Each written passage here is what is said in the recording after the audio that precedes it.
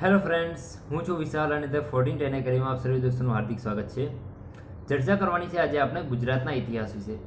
અને ગુજરાતના ઇતિહાસમાં આજનો આપણો ટોપિક છે ગુજરાતના ઇતિહાસમાં મૈત્રક કાળનું મહત્વ અથવા ગુજરાતના ઇતિહાસમાં મૈત્રક કાળનો સમયગાળો. તો ફ્રેન્ડ્સ, આજનો ટોપિક શરૂ કરતાં પહેલાં હું તમને એક બાબત જરૂર મેન્શન કરવા ઈચ્છીશ કે આજના લેક્ચરની સિરીઝમાં કેટલાક પેટર્ન થોડી ચેન્જ કરવામાં આવેલી છે, જે તમે ફેસ કેમ જે વિડીયો ઉતારેલો છે એના માધ્યમ દ્વારા થોડું વધુ વ્યવસ્થિત રીતે સમજી શકો છો. આજના ટોપિકમાં ફ્રેન્ડ્સ તમને ડિસ્ક્રિપ્શનમાં એક લિંક આપેલી હશે જે મારા ટેલિગ્રામ ચેનલની છે. તમે જો ઓલરેડી એડ હોય તો કોઈ ઇસ્યુ છે નહીં, જો ન એડ હોય તો તમને એ ડાઉનલોડ કરવાની રહેશે અને તેમાં કેટલાક ક્વેશ્ચન કરેલા છે તેનું આપણે અહીંયા વિશ્લેષણ કરવાનું છે, એટલે કે ચર્ચા વિમર્શ કરવાનું છે. જનરલી ફ્રેન્ડ્સ, જ્યારે કોઈ ઇમ્પોર્ટન્ટ ક્વેશ્ચન હોય છે, કોઈ ક્રિટિકલ પોઈન્ટ હોય છે અથવા કોઈ કોમ્પ્લિકેટેડ કન્ટેન્ટ હોય છે ત્યારે આપણે એને અહીંયા ફેસ કેમના વિડીયોના માધ્યમ દ્વારા થોડું વધુ વ્યવસ્થિત રીતે અને થોડુંક વિશ્લેષણ કરવાનો પ્રયાસ કરીએ છીએ. તો બસ એવો જ મહત્વનો ક્વેશ્ચન છે આપણો ગુજરાતમાં મૈત્રક કાળનો સમયગાળો. તો ફ્રેન્ડ્સ, આજનો ટોપિક છે તેને પણ આપણે અગાઉમાં જેટલા પણ પેટર્નથી ફોલો કરી એ જ પેટર્નને ફોલો કરવાની છે આજના લેક્ચરમાં. ઓકે ફ્રેન્ડ્સ, તો વધુ સમય નહીં બગાડતા ડાયરેક્ટ આપણે ટોપિક પર આવીએ. તો ફ્રેન્ડ્સ, આજનો આપણો ટોપિક છે ગુજરાતના ઇતિહાસમાં મૈત્રક કાળનું મહત્વ અથવા મૈત્રક કાળનો શાસનનો સમયગાળો. તો ફ્રેન્ડ્સ, ચર્ચા આપણે કંઈક ક્વેશ્ચનો પ્રકારથી કરતા આવ્યા છે અને એ જ પ્રકારે કરીશું અને સાથે સાથે પેટર્ન ફોલો કરીશું અને ફરી એકવાર આપણે ચર્ચા કરીશું મૈત્રક કાળ વિશે અને ગુજરાતના ઇતિહાસ વિશે. પહેલો ક્વેશ્ચન ફ્રેન્ડ્સ કંઈક આ પ્રકારે હોઈ શકે છે કે મૈત્રક શાસનનો જે છે ઉદ્ભવ કઈ રીતે થયો, મૈત્રક કાળનો ઉદ્ભવ કઈ રીતે થયો. તો ફ્રેન્ડ્સ, આપણે પહેલી તો એ ચર્ચા કરવાની કે જ્યારે કોઈ પણ શાસન અસ્તિત્વમાં આવે છે તો સ્વાભાવિક વસ્તુ છે કે તેના અગાઉના સમયગાળા દરમિયાન કોઈ તો સામ્રાજ્ય અથવા શાસક હોવાનું કે જેને હરાવીને કે જેની સાથે સંધિ કરીને અથવા કોઈ અલગ જ કારણોસર તે પોતે અસ્તિત્વમાં આવે છે. એવું જ કંઈક શાસન સમયગાળો હતો ગુપ્ત વંશ. મૈત્રક શાસનના સમયગાળા દરમિયાન મૈત્રક સામ્રાજ્ય અગાઉ ગુપ્ત સામ્રાજ્ય અસ્તિત્વમાં હતું. તે ગુપ્ત સામ્રાજ્યને અનુલક્ષીને બે ક્વેશ્ચન આપણે સોલ્વ કરી લઈએ. પહેલાં તો કે ગુપ્ત સામ્રાજ્યના સ્થાપક તરીકે ઓળખવામાં આવે છે શ્રીગુપ્તને. ગુપ્ત સામ્રાજ્યના સ્થાપક તરીકે ઓળખવામાં આવે છે શ્રીગુપ્તને અને ગુપ્ત સામ્રાજ્યના અંતિમ શાસક હોય છે વિષ્ણુગુપ્ત. કોણ હોય છે? વિષ્ણુગુપ્ત. અને આ વિષ્ણુગુપ્તના સેનાપતિ તરીકે કાર્યરત હોય છે સેનાપતિ ભટ્ટારક. ઓકે ફ્રેન્ડ્સ, તો અત્યાર સુધી આપણે જેટલી પણ ચર્ચા કરી એમાં અત્યાર સુધી કોઈ એવા નામ નથી આવ્યા કે સેનાપતિ, સૈનિક, સુબાઓ, રાઈટ. આગળ સુબાવ હોય છે પરંતુ આગળ સુબા લખેલું નથી હોતું. એટલે કહેવાનું મિનિંગ કે જનરલી ઇતિહાસમાં જ્યારે આપણે ભટ્ટારકની વાત કરીશું ત્યારે સેનાપતિ ભટ્ટારક તરીકે જ ઉલ્લેખ થાય છે તેનો. ઓકે, તો સ્વાભાવિક વસ્તુ છે કે આ નામથી આપણને એક વસ્તુ તો જાણ થઈ જ જાય કે સેનાપતિ ભટ્ટારક કે જે તે સામ્રાજ્યના અથવા જે તે શાસકના પોતે સેનાપતિ હતા. તો અહીંયા ફ્રેન્ડ્સ, જે ગુપ્ત સામ્રાજ્યના છેલ્લા શાસક હતા વિષ્ણુગુપ્ત, તેના સેનાપતિ તરીકે કાર્યરત હતા સેનાપતિ ભટ્ટારક. અને આ સેનાપતિ ભટ્ટારકના અંડરમાં ઘણા બધા રજવાડાઓ આવતા હતા. તે પૈકી ગુજરાતના કેટલાક રજવાડાઓ તેમના અંડરમાં હતા. તો ફ્રેન્ડ્સ, અહીંયા એક બીજો પણ ક્વેશ્ચન થઈ શકે કે શું એવા કારણોસર થયા, કઈ એવી પરિસ્થિતિ થઈ કે જેના કારણે સેનાપતિ ભટ્ટારકે પોતાનું અલગ જ સામ્રાજ્ય બનાવી લીધું, એ પણ ગુજરાતમાં. શું સેનાપતિ ભટ્ટારક પર વિષ્ણુગુપ્ત એટલો ખુશ થઈ ગયો કે જા ભાઈ તારું સામ્રાજ્ય બને, મને કોઈ ઇસ્યુ નથી, અથવા સેનાપતિ ભટ્ટારક દ્વારા પોતાના રાજવી એટલે કે વિષ્ણુગુપ્ત પર બળવો કરવામાં આવે અને પછી શાસન સ્થાપ્યું? ના, આમાં કંઈ જેવું નથી. આ બંને જે સામ્રાજ્ય છે, ગુપ્ત સામ્રાજ્ય અને મૈત્રક સામ્રાજ્ય, આ બંનેની સાથે પેરેલલ અવસ્થામાં, સમકાલીન અવસ્થામાં એક બીજું અસ્તિત્વમાં હતું જેને આપણે મુસ્લિમ સમુદાય તરીકે ઓળખીએ છીએ. અને જેને આખો પોઈન્ટ છે જેને આપણે મુસ્લિમનો ઉદય અથવા મુસ્લિમ સમયનું આક્રમણ તરીકે પણ ઓળખીએ છીએ. જનરલી ફ્રેન્ડ્સ, એક્ઝામમાં પૂછાય છે ક્વેશ્ચન કે મુસ્લિમોનું જે પ્રકારના આક્રમણ થયું, મુસ્લિમોનો ઉદય થયો, એ ક્રમશઃ ગોઠવો અથવા કયા મુસ્લિમ આક્રમણ સૌપ્રથમ થયું હતું. તો ત્રણ પ્રકારે મુસ્લિમોનું આક્રમણ થાય છે. પ્રથમ થાય છે આરબોનું મુસ્લિમ આક્રમણ, બીજું છે તુર્ક મુસ્લિમ આક્રમણ અને ત્રીજું છે મુઘલ મુસ્લિમ આક્રમણ. અને આ સમયગાળો જે મૈત્રક વંશનો સમયગાળો આપણે જાણીએ છીએ કે ઈસવીસન 470થી માંડીને 788નો સમયગાળો, એટલે કે 5મી સદીથી 8મી સદીનો સમયગાળો, એટલે કે મૈત્રક કાળનો સમયગાળો.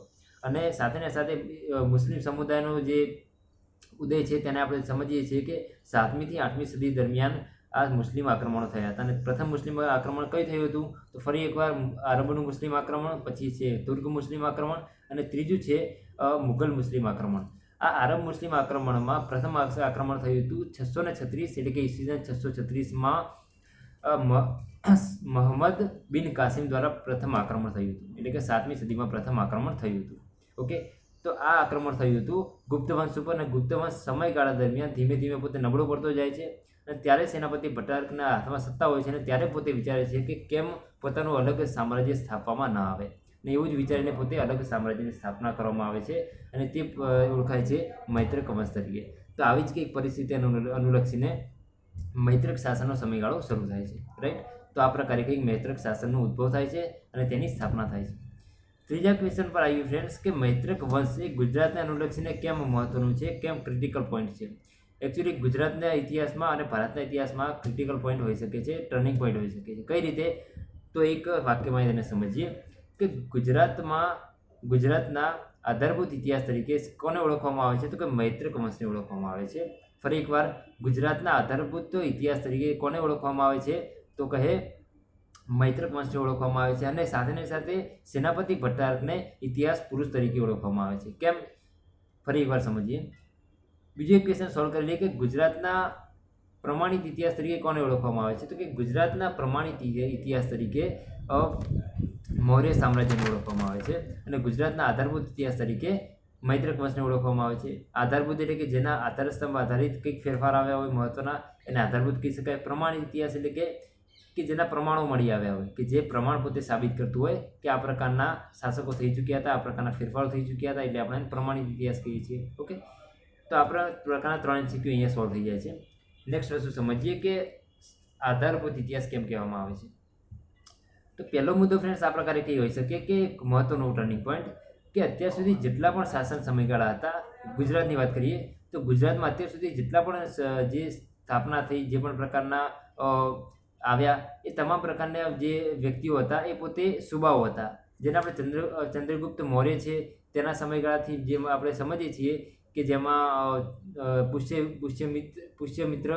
પુષ્યગુપ્ત વૈશ્ય, પછી આપણે તુષ્યાક સમજ્યા હતા, પછી ચક્રપાલિત હોય કે પછી સુવિશાખ હોય, તમામની ચર્ચા નથી કરવાની. કહેવાનો મિનિંગ એ કે જેટલા પણ પ્રકારના શાસકો આવ્યા હતા એ ગુજરાતને અનુલક્ષીને અત્યાર સુધી પોતે સુબાઓ તરીકે કાર્યરત હતા. પરંતુ અત્યારે જે મૈત્રક વંશનો શાસનગાળો સમય થાય છે, તે શાસનના સમયગાળામાં હવેથી શરૂઆત થાય છે એક શાસનની. એક ચોક્કસ શાસન અને ચોક્કસ શાસક અને શાસનમાં ફરક છે. શાસન એ કોઈ પ્રદેશને અનુલક્ષીને હોય, શાસક એ પોતે એનો રાજા હોય છે. ઓકે, તો ફ્રેન્ડ્સ આ એક એવો ટર્નિંગ પોઈન્ટ છે કે જે આપણે કહી શકીએ કે અત્યાર સુધી શાસન રૂપે સુબાઓ હતા, પણ હવેથી શાસનમાં આવે છે શાસકો, અને તેના જે સ્થાપક તરીકે કોણ ઓળખાય છે, તો કે સેનાપતિ ભટ્ટાર તરીકે ઓળખવામાં આવે છે. તો આને આપણે થોડુંક ક્રિટિકલ પોઈન્ટ કહી શકીએ છીએ, અને આપણે તેને નોટ પણ કરી શકીએ છીએ. હવે મૈત્રક વંશના શાસનના સમયગાળા દરમિયાન ગુજરાતની એક મહત્વની ભેટ મળી, જે ભેટને આપણે ઓળખીએ છીએ વિદ્યાપીઠ તરીકે. કઈ વિદ્યાપીઠ? તો વલ્લભી વિદ્યાપીઠ. ભારતમાં ટોટલ 4 મહત્વની વિદ્યાપીઠો આવેલી છે. એ મહત્વની વિદ્યાપીઠો પૈકી કોનો 5 મહત્વની વિદ્યાપીઠો આવેલી છે, તેને આપણે કઈ રીતે ઓળખીએ છીએ? પહેલું તો એ કે તક્ષશિલા, બીજું છે નાલંદા, ત્રીજી છે વલ્લભી, અને ચોથી છે વિક્રમશિલા વિદ્યાપીઠ. લોકેશન મુજબ સમજીએ તો કે તક્ષશિલા છે તે રાવલપિંડી એટલે કે પાકિસ્તાનના પંજાબમાં આવેલી છે. બીજા નંબરની છે નાલંદા વિદ્યાપીઠ, જેને આપણે બિહારમાં પણ આવેલી છે જાણીએ છીએ. ત્રીજી છે વલ્લભી વિદ્યાપીઠ, જે સૌરાષ્ટ્રમાં ગુજરાત ખાતે આવેલી છે. અને ચોથી વિદ્યાપીઠ એટલે કે વિક્રમશિલા વિદ્યાપીઠ, આ ખૂબ જ મહત્વની છે, જે બંગાળ ખાતે પાલ વંશના સમયગાળા દરમિયાન જેની સ્થાપના થઈ હતી, વિક્રમશિલા વિદ્યાપીઠની. ઓકે, તો આ પ્રકારની કંઈક ભેટ સોગાદો મળી હતી ગુજરાતને.